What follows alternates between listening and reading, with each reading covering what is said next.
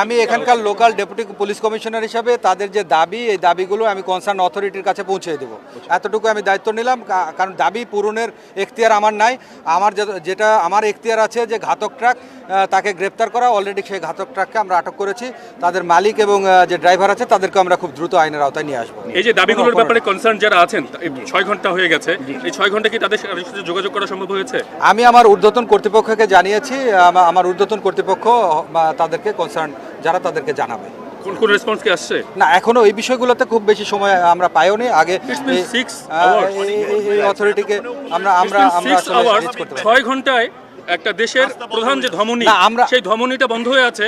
6 ঘন্টায় তাদের কাছে এই মেসেজটা পৌঁছায় না এবং তারা এখানে এসে এই পরিস্থিতিটা রিজলভ করার কোনো অ্যাকশন নেয় না, যাতে করে সাধারণ মানুষগুলো একটু মুভ করতে পারে। আমরা তো আসলে আমাদের হয়েছেটা কি বলবেন? আমি বলি, পুলিশ তো আমরা প্রাইমারি রেসপন্ডেন্ট। সার্টেনলি আপনাদের দোষ দিচ্ছেন। আমি বলার চেষ্টা করছি যে যারা রেসপন্ডেন্ট, এখানে যারা রেসপন্ড করবেন, তারা 6 ঘন্টাও রেসপন্ড করতে পারেন না, এই শ্রমিকদের সাথে কথা বলতে পারেন না এবং 6 ঘন্টা সাধারণ মানুষকে দুর্ভোগ পোহাতে হয়।